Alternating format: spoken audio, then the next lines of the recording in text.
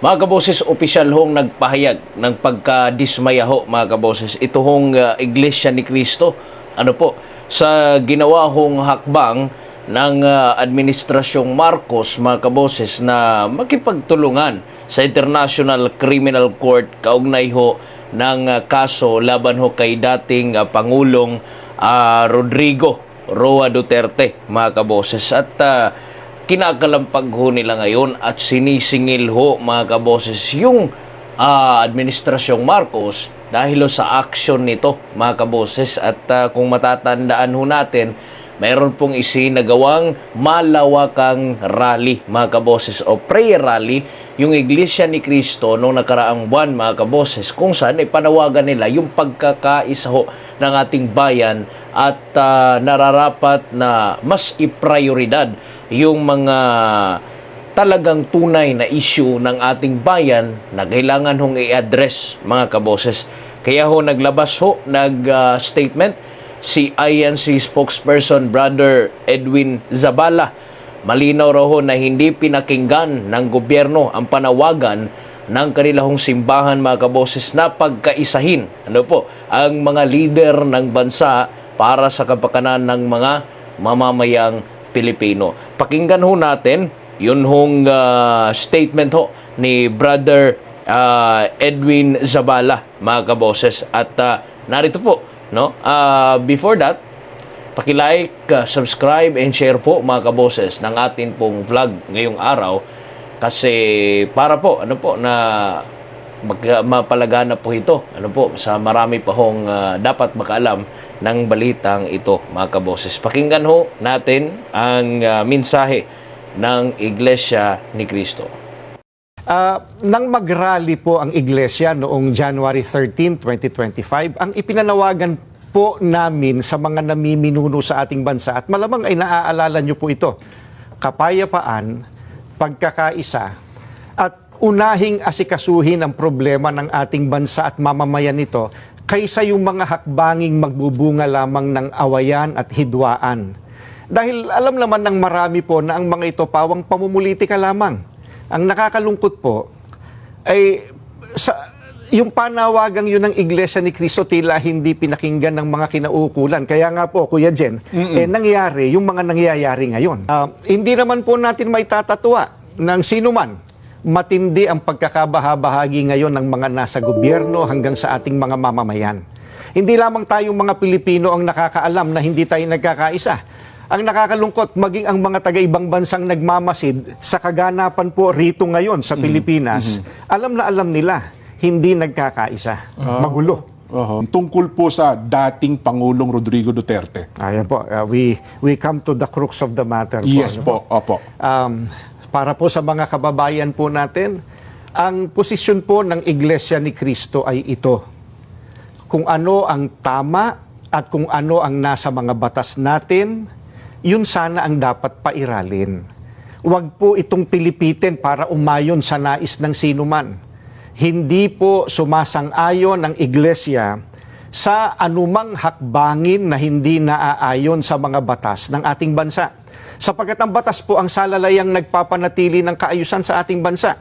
Kapag ang batas ay binaliwala, ay nagbubunga ito ng kaguluhan, hidwaan at kawalang hustisya. Alam niyo po iyan.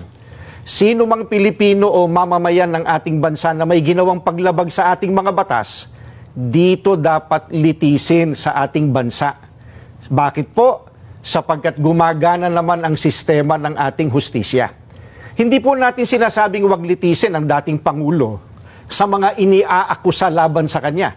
Ang saga ng amin po, nagtitiwala ang Iglesia ni Cristo sa integridad at kakayahan ng hudikatura para pagpasyahan ng ganitong bagay at usapin. Ang mga hukom natin ay may kakayahan po na gampanan ang kanilang tungkulin, na ipataw ang tamang hustisya at pairali ng katarungan sa lahat ng sandali.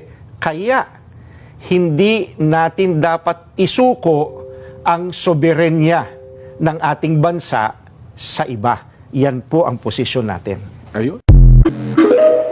Ayun, mga kaboses.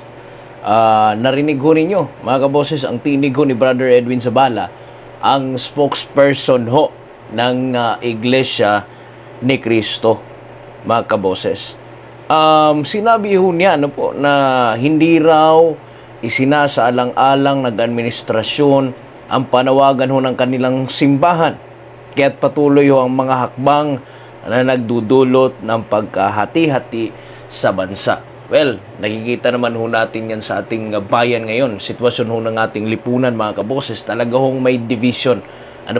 Meron pong mga taong galit, may mga tao pong sumusuporta, at nakikita ho natin, isang malawakan ho, mga kaboses, na mga kilos protestang nagaganap, sa pagkatapos ho ng pag-aresto kay former President Rodrigo Roa Duterte, mga kaboses. At nagpapakita ho ang publiko, yung ibang mga tao, mga kaboses, lalo na yung mga supporters si former President Rodrigo Roa Duterte, ng suporta. Kasi para ho sa kanila, hindi ho karapat-dapat na doon litisin si former President Rodrigo Roa Duterte sa ibang bansa, mga kaboses. Kasi nga ho raw, pwede naman ho sana dito na lang sa bansang Pilipinas. Yun nga ho sinabi ng Iglesia ni Cristo, hindi ho nila sinasabi na hindi pwedeng litisin si former President Duterte, ngunit ang kanila lang hong kinakabahala is grabe na ho yung politika, mga kaboses, dito sa bansang Pilipinas. Bakit pa pinadala si former President Rodrigo Roa Duterte doon sa Netherlands kung pwede naman sanang dito na lang sa Pilipinas, mga kaboses? Kasi nga, gumagana pa ho yung ating hudikatura, mga kaboses. At dahil ho sa pahayag na ito ng Iglesia ng Cristo, nakikita ho natin na lumakas ho lalo ang panawagan ng mga taga-suporta ni former President Rodrigo Roa Duterte na ipagtanggol siya laban ho sa mga aksyon ng ICC. Trending ho ito sa social media, mga kaboses, at inaasahan ho natin siguradong mayroon pong magaganap na malawakan pong mga protesta na naman pagkatapos ng mga reaksyon na ito, mga kaboses. At yan po yung kinakabahala natin, baka po sa hinaharap, mga kaboses, ano po yung magiging sitwasyon. Hindi mo na ho natin alam, mga kaboses, pero yun, sana po manatili po tayong kalmado. Patuloy ho na lumalalim ang hidwaan ho sa pagitan ng mga kampo ng Duterte at Marcos, lalo na't may mga sektor ho na nadismaya sa tila pagsuporta ho ng administrasyon sa ICC. Sa kabila nito, mga kaboses, nananatiling matatag ang paninindigan ho ng Iglesia ni Cristo na dapat unahin ng gobyerno ang kapakanan ng mga Pilipino kaysa ho sa mga isyong maaaring magdulot ng pagkawatak-watak ng bansa, mga kaboses. Kayo po, ano po yung inyo pong reaksyon regarding po sa issue na ito, mga kaboses? Comment ho kayo sa baba. Paki-share po upang lumagana po ito ang mensahe na ito, mga kaboses. At paki-like, subscribe, mga kaboses, para po updated kayo sa susunod po natin na mga uploads. Maraming salamat po sa inyong lahat, mga kaboses. Thank you so much po sa inyong walang sawang pakikinig. At God bless po sa inyong lahat, mga kaboses. Vox Populi PH po. Bye-bye and God bless.